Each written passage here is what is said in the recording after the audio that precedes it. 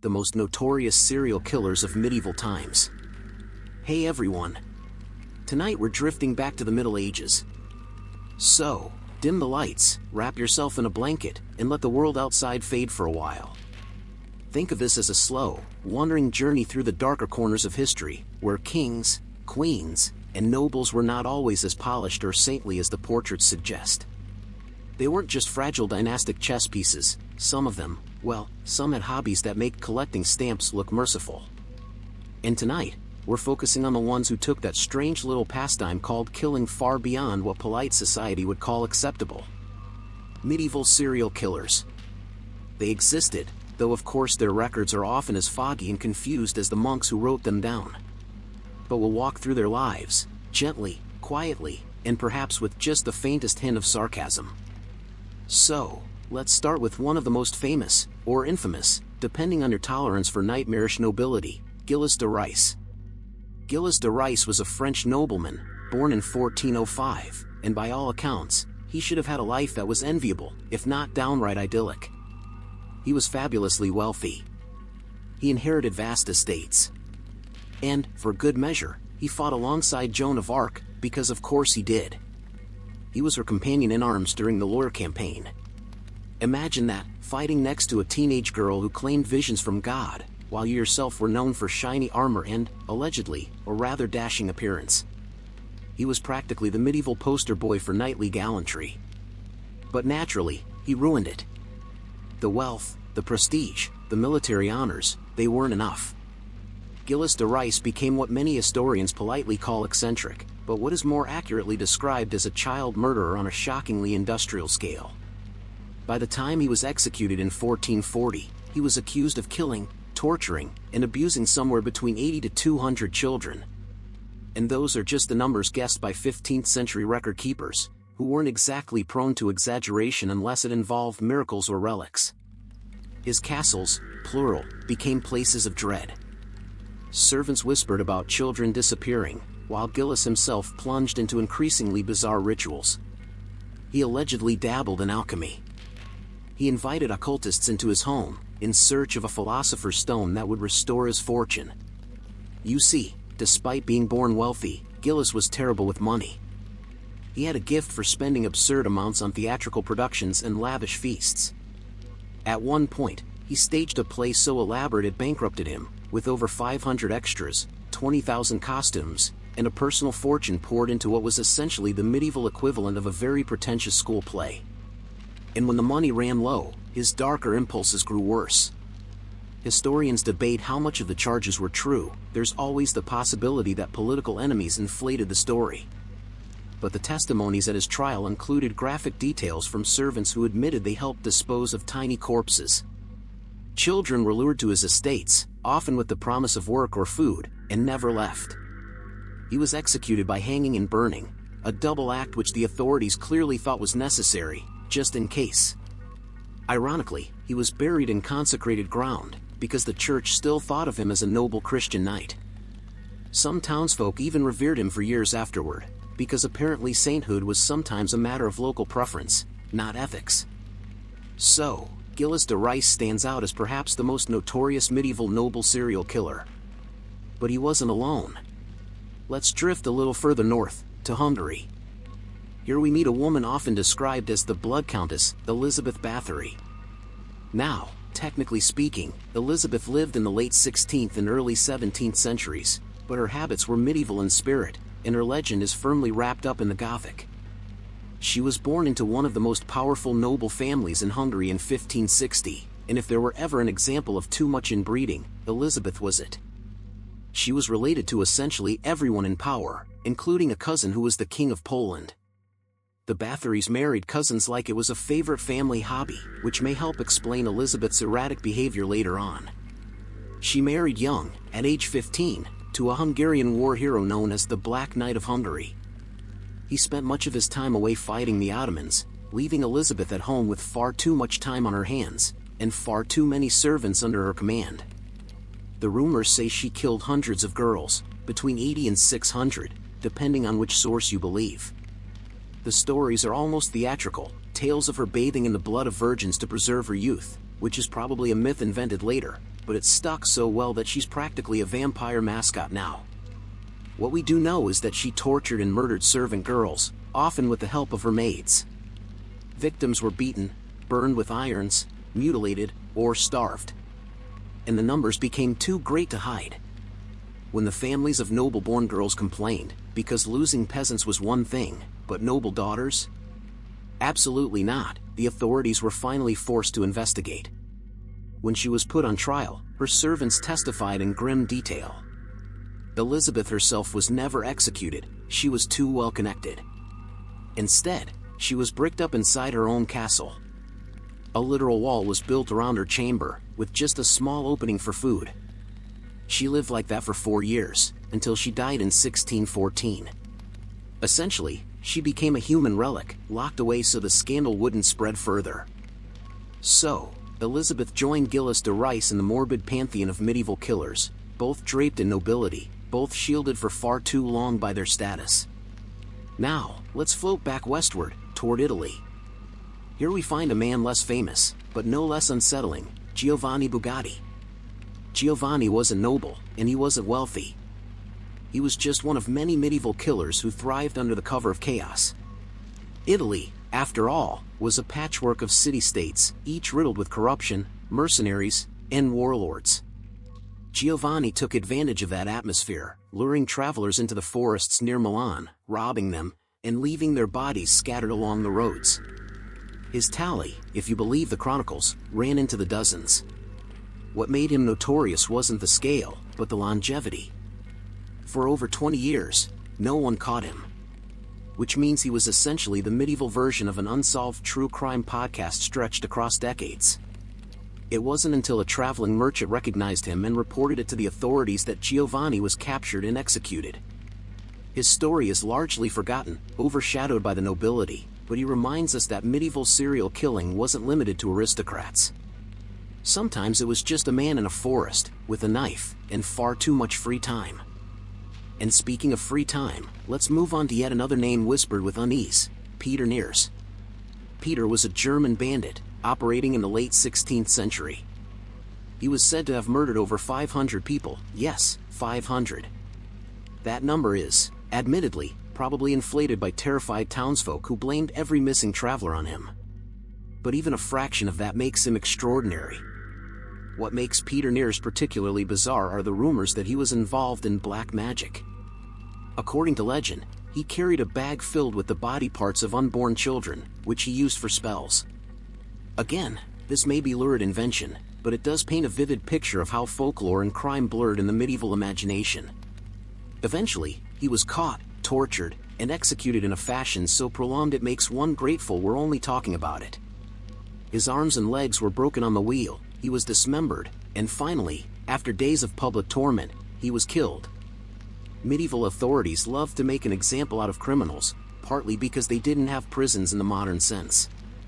So, executions were both entertainment and civic instruction. Don't do this, or you'll end up like Peter.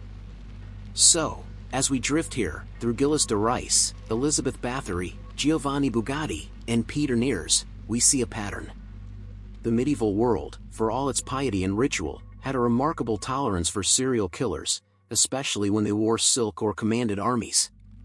Their crimes only became intolerable when they threatened the wrong people, noble daughters, wealthy merchants, or clergy with connections.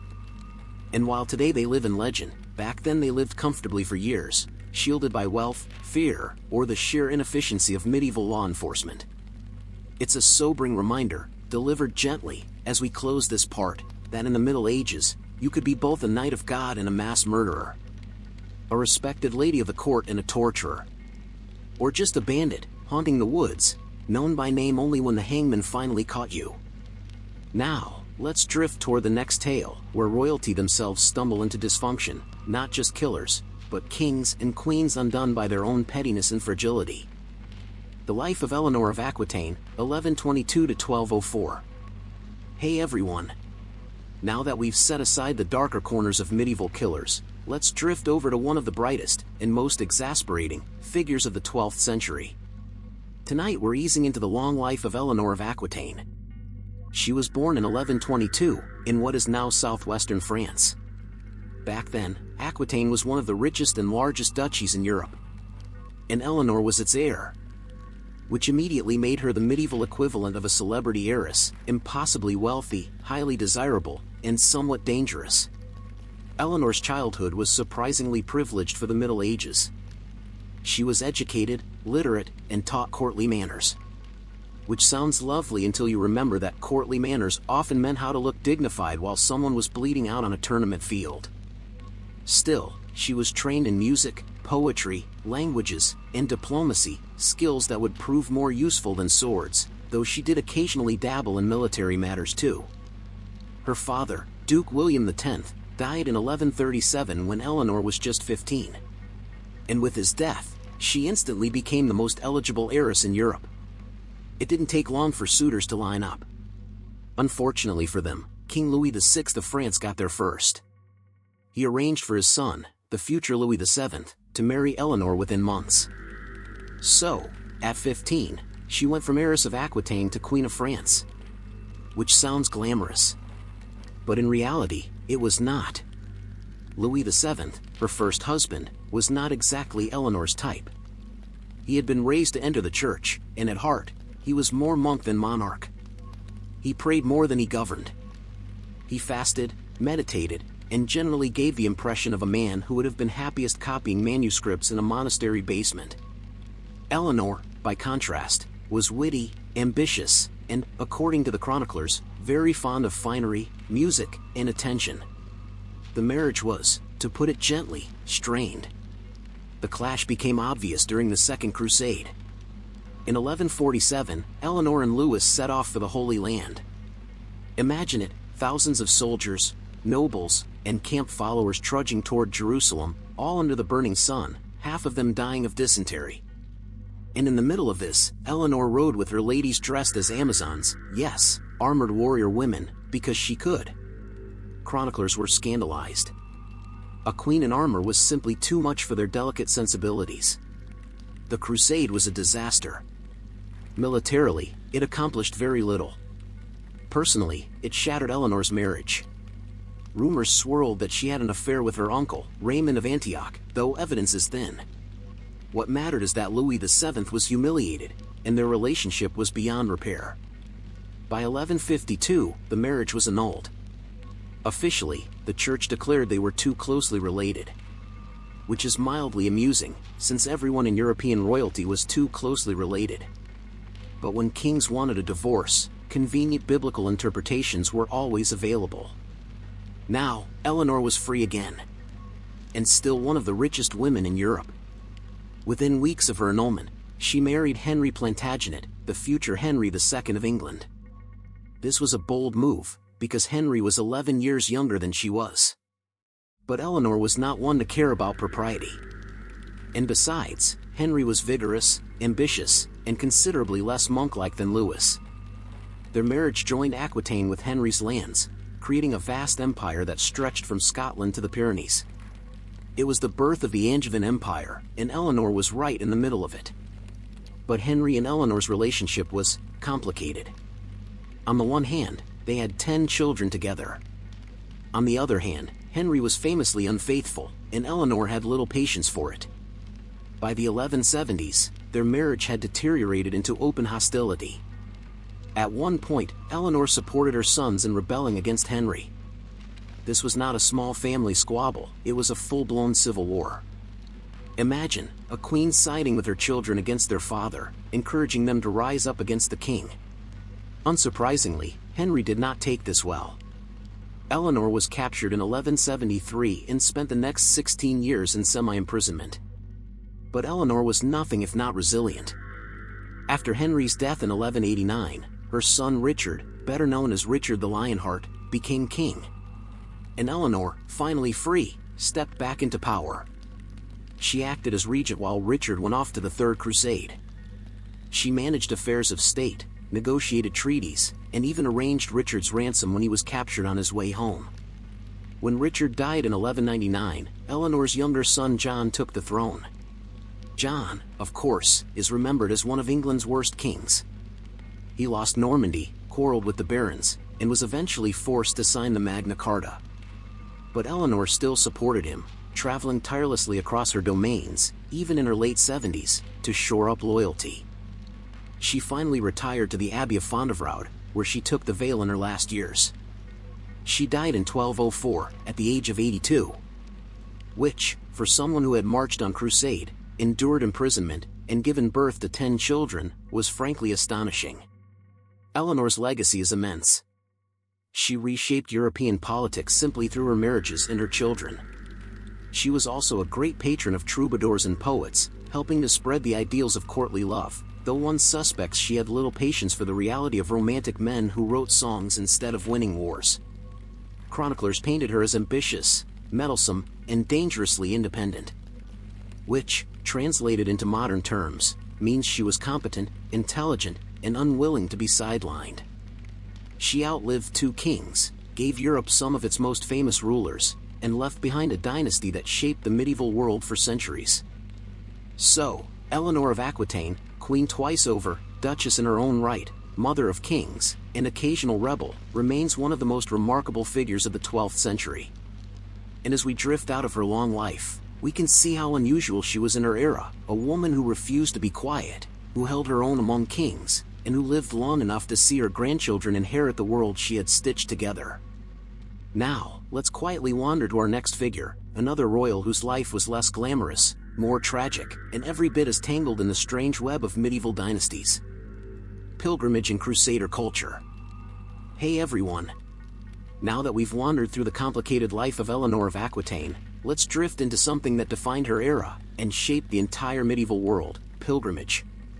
In crusader culture, pilgrimage was everywhere. It was the reason people marched across continents.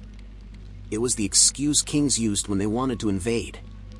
And it was the spiritual safety net for just about every bad decision.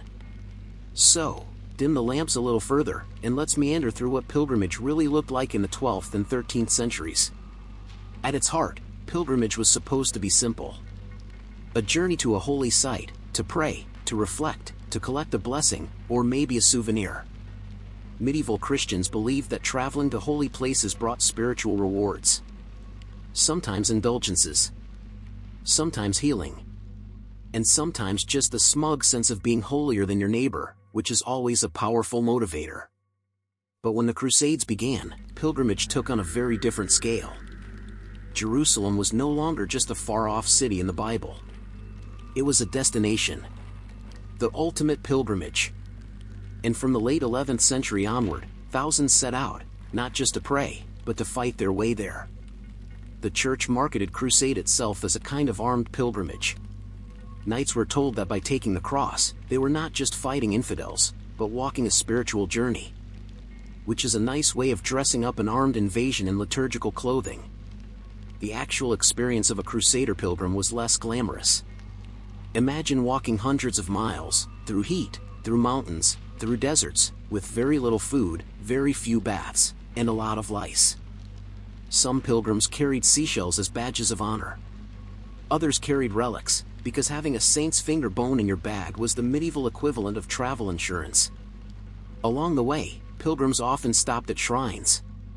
Santiago de Compostela in Spain. Canterbury in England. Cologne in Germany.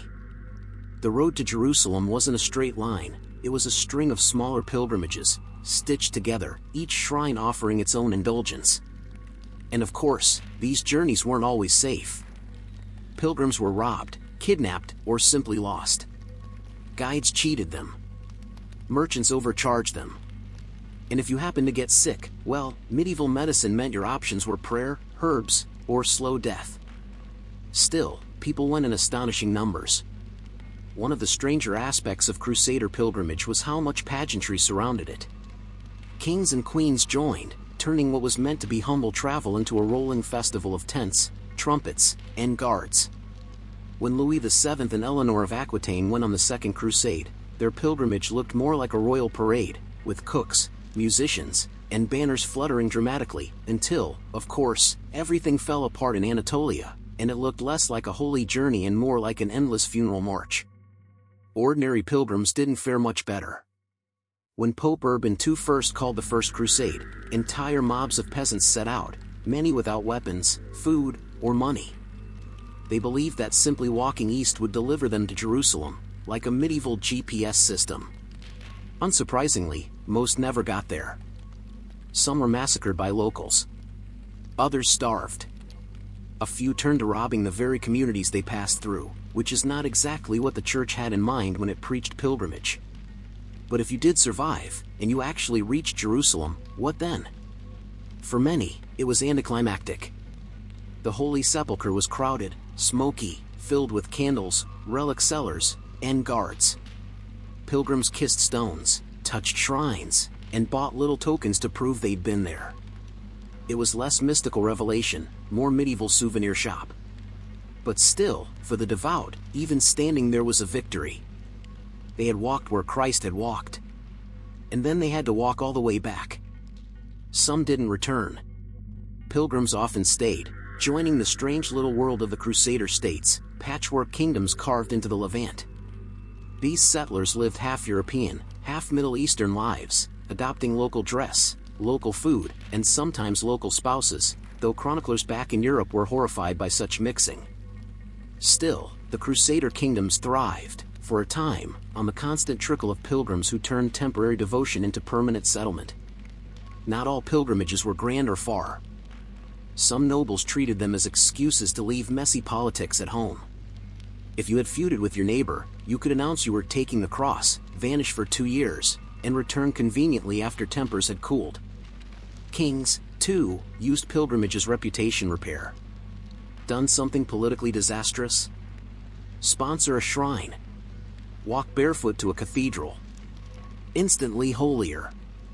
Henry II of England did this after the murder of Thomas Becket in 1170. Racked with guilt, or at least with political fallout, he walked barefoot to Canterbury, was whipped by monks, and prayed at Becket's tomb.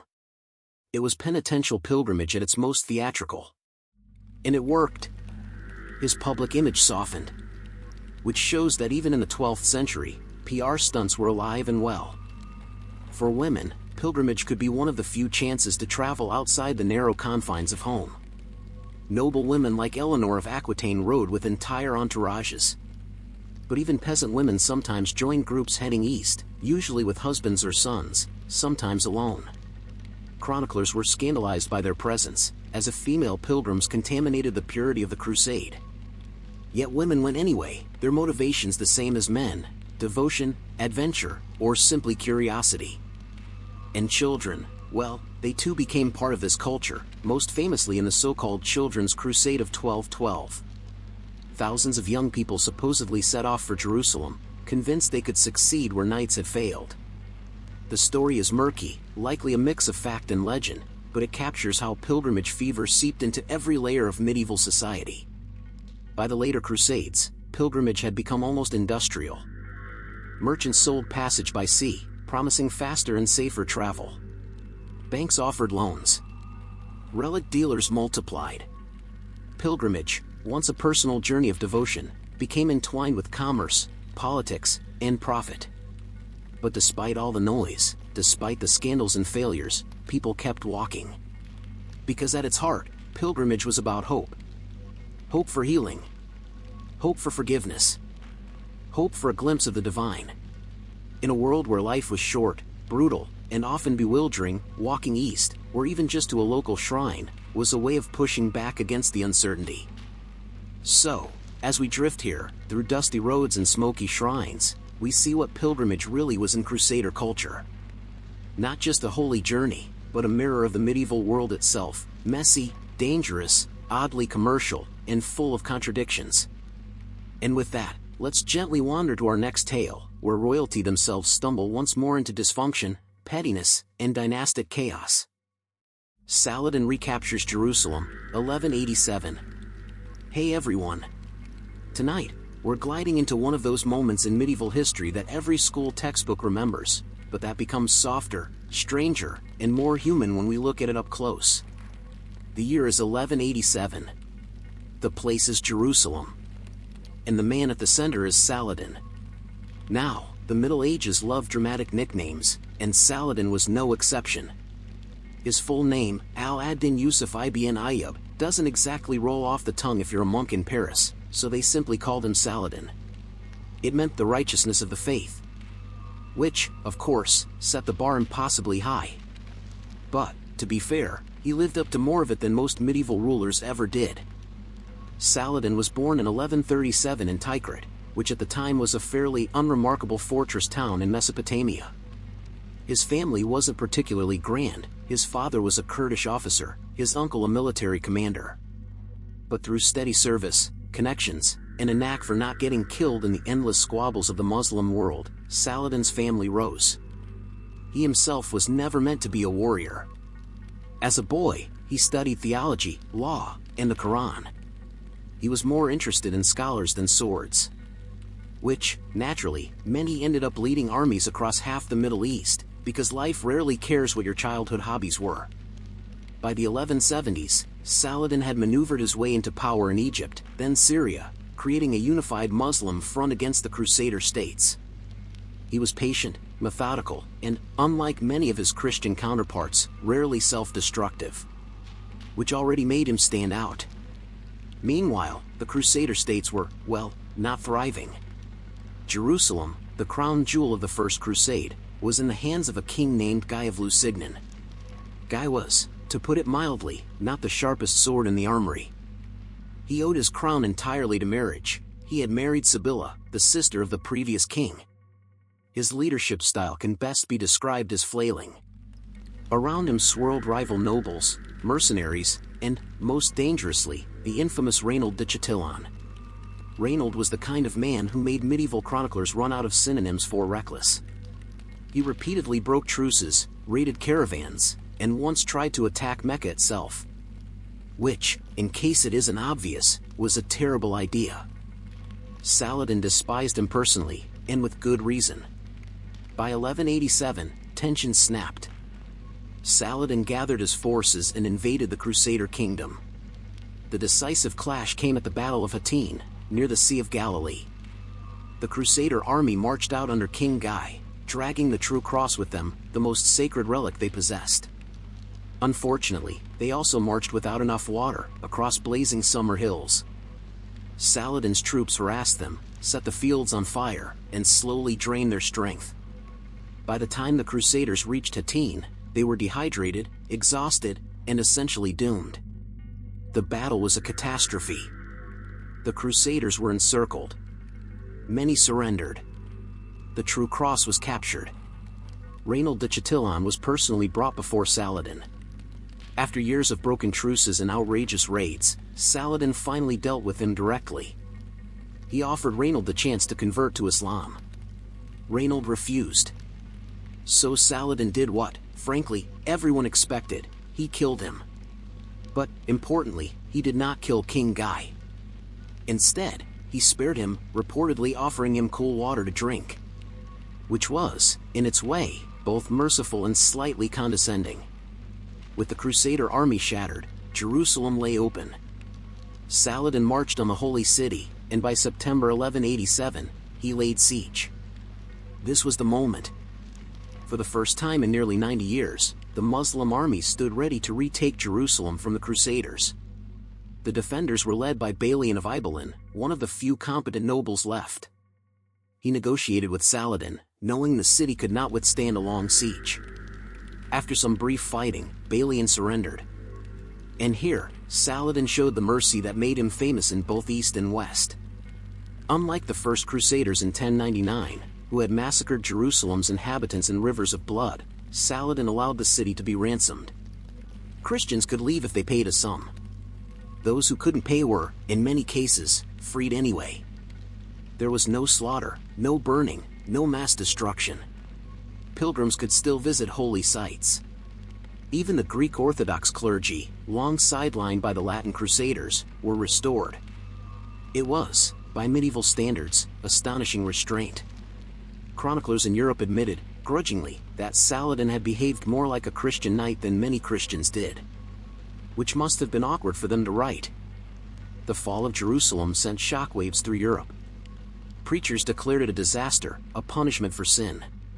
Pope Gregory VIII issued a call for a new crusade, which would become the Third Crusade. Richard the Lionheart, Frederick Barbarossa, and Philip II of France all set out. It was one of the great royal expeditions of the age, though, as usual, it achieved less than advertised. But Saladin's reputation soared. He became, paradoxically, admired in Europe as much as in the Muslim world. Troubadours sang about him. Chroniclers compared him to Alexander the Great. Even Dante later placed him in the first circle of hell, the good pagans, reserved for the virtuous non-Christians. Which, for a medieval Muslim leader, was about as complimentary as Dante could get.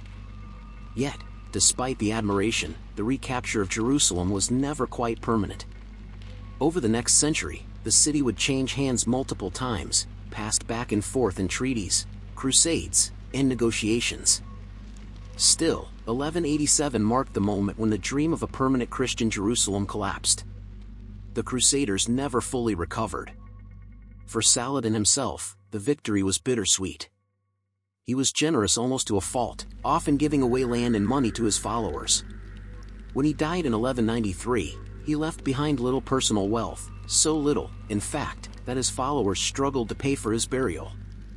For a man who had ruled an empire, it was a modest end.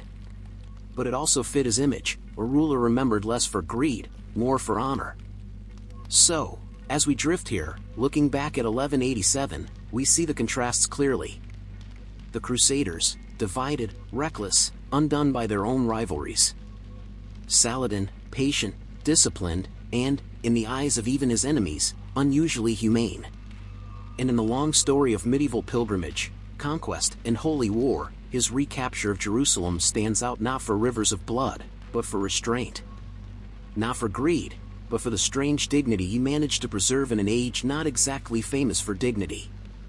Now, let's drift onward, toward another royal tale, less honorable, more dysfunctional, but no less revealing of how the medieval elite managed to make things worse for themselves. Richard the Lionheart and the Third Crusade. Hey everyone!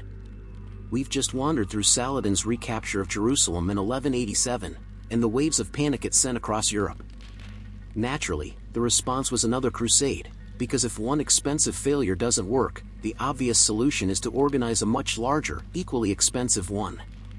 This became the Third Crusade, remembered for its parade of kings, Frederick Barbarossa of Germany, Philip II of France, and England's very own Richard the Lionheart. 3 monarchs, united under a holy banner. Which sounds promising, until you remember that medieval kings struggled to cooperate with anyone, let alone each other. So, let's drift into Richard's story. Richard was born in 1157, the son of Henry II of England and Eleanor of Aquitaine. From the start, he was his mother's favorite.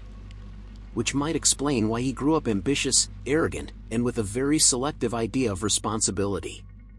By all accounts, Richard was tall, imposing, and, as one chronicler put it, a man of great boldness, with an unquenchable thirst for battle.